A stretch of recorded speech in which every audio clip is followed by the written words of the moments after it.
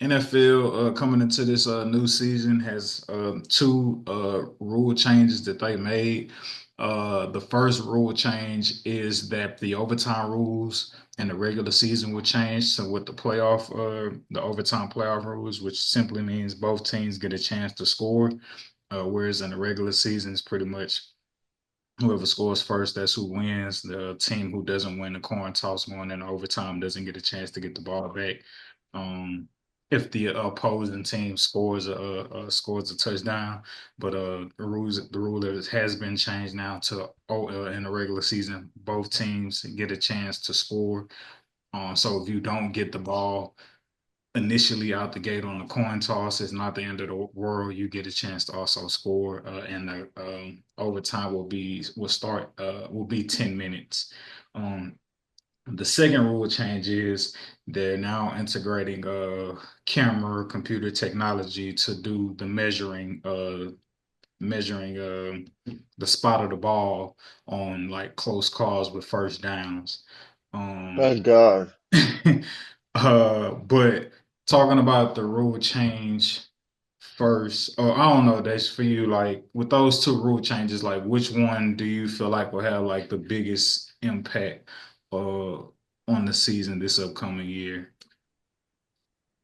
That's hard to say, bro. Sheesh, for me, because I feel like all referees in basketball, NFL and the NBA, all of them be old, right? And I be feeling like maybe their vision ain't the best, or I don't know what it is. I know they get professional training and the best top-notch training, but it just be looking like where y'all be at for real, for me.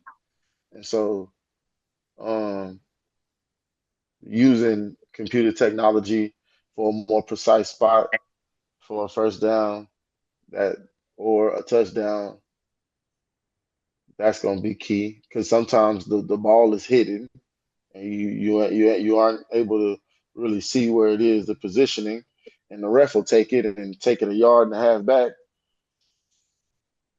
And at the same time, bro, to not have walk-off touchdowns is like, okay, well, now your defense got to defend our offense. And if we got to, we'll just keep going back and forth like this college. I think the most impactful rule change is going to be the OT rules with both teams being able to possess the ball in overtime. But I, I think the most I don't think it's a rule change yet, but it's gotten halted by the competition committee. Is the Packers proposing a ban of the tush push? Um, How do y'all you feel know, about really, that? Y'all like it or y'all I want it? don't like it because everybody has the exact same opportunity to do the exact same thing as the Eagles. Nobody can do it though. It's actually it's been tried to be mimicked. This past year, if you've seen it. And people just don't have the offensive line that the Philadelphia Eagles have. Oh, And you're you're for- saying, I'm sorry, you're saying you don't agree with them trying to ban no, I it. don't agree with them trying to ban it. It Okay, ain't like okay, they okay. cheating. It's man on man. Like, and I get it. Like they get, and I don't want to hear, man, they get so low and they do this and they do that. Man, they lining up just like you lining up. I could be wrong just for the sake of argument to defend banning it. Is there, I think some people argue that the advantage with the tush push is the fact that the defensive side or the defensive line can't really gain leverage because the nucleus of the play is hovering directly over center and you can't line up over center as the defensive lineman. Something along those parameters. Where do all sneaks happen though? Like again, like, and yeah, you can't line head up over the center. That's just a rule in football anyway. But it's just like again, if you know that the ball is going into the middle of the field, it's no different than a fullback dive, a halfback dive. You know what I mean? Or like I don't get it. Like they bleed just like how you bleed, man.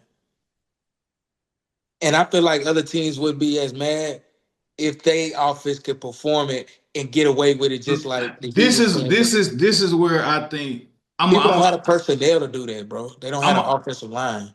okay. I'm gonna keep playing devil's advocate for being against the tush push. If you force me to say what's the problem with the tush push, I think the tush push, when you watching it, the play doesn't end until the offense has gained whatever yard they need. There's no like I haven't seen it too many, maybe once, but I can't remember vividly where it's just like, oh, that's how you strategically stop the touch push. Where there's been instances where like obviously you're getting like mucked up and you trying to the lineman, offensive defensive lineman going against each other, but it's like the play is never blown in the. I think it was the Lions who may have failed at the touch push, but at least for the Eagles' sake, like the play is never blown dead in favor of the defense, where it's just like, hey, y'all done been standing up for the past 6 seconds. We're just to blow this dead. It's like the play never gets blown dead until the offense gets the yard that they need. I, Uh, that ain't true because they didn't got stood up before. People done stood up against it. It's rare, but again, it's just they have a offensive line that's really that just pump people on a daily basis. Like I see it. Like they're just more physically dominant and they impose their will on defensive line. And defense can have. Last time I checked, you can have five down linemen. You can add people to the line of scrimmage. You know what I mean? And mhm. in theory, you could get behind directly behind your defensive tackles, and you can go goal line. You know what I mean? It's things you could do to prevent that, but can you stop it? People just bitch, man. I can't. I hate the NFL sometimes now, man. They just moan and groan about every little thing. And, oh, they took us too good. Can you ban it? Cause we can't stop it. Like the Packers just they so pussy for that, bro. They will never win. They're not gonna be winning their division anytime soon. Jordan Love regressed a little last year. Those receivers that were, you know, so hard to cover because you didn't know really who was gonna be receiving the ball and the great scheme of LeFleur. It just seemed as though, people got more film on you now, man. And not to say he's not a talented player, but I said all that to say, like, if y'all focus more on actual scheme and getting better than complaining, maybe you could stop it. But no, you taking time out in the offseason, going to the competition committee to complain. So, They play the Eagles this year at home. oh That, man. that'll be a fun game. And I hope they go for it too if it don't get banned off. Every play, every And then short Jalen Hurts, let's distance. give Jalen Hurts some credit. Like the quarterback out the age on squat 600 pounds, man. Stop it, bro. Stop. Stop. Knock it Your off. quarterback don't do that. He can't do that.